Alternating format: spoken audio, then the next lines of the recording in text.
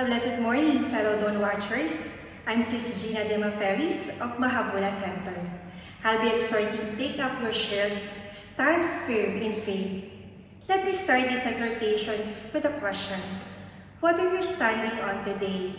Is it fear, uncertainty, emotions, or is it faith? In Ephesians chapter 6 verse 16 call us to take up the shield of faith to withstand the attack of the enemy. In Isaiah chapter 7 verse 9 give us a wake-up call and remind us that if we do not stand firm in our faith, we will not stand at all. Let me put an emphasis that faith is not a spiritual accessory.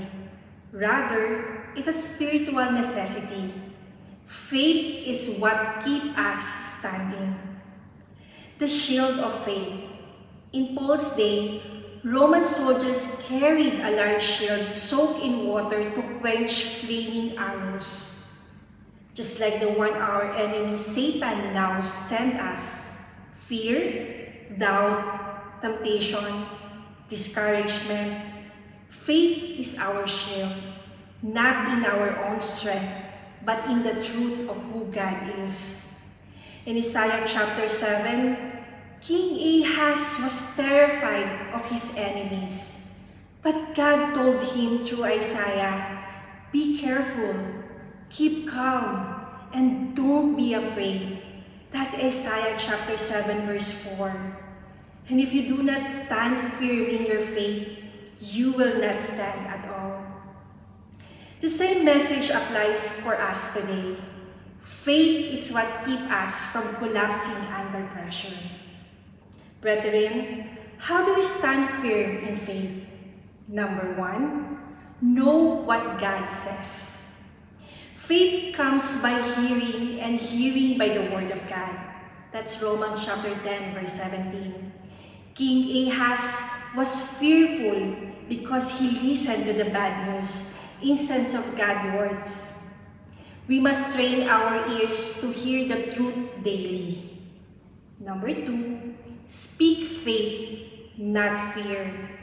When fiery arrows fly, speak God's promises. I will not fear. God is with me. No weapon forms against me shall prosper. What you speak, strengthen your spirit. Number 3, pray with confidence. Faith is activated in prayer. It's not about the feeling strong. It's about trusting the one who is.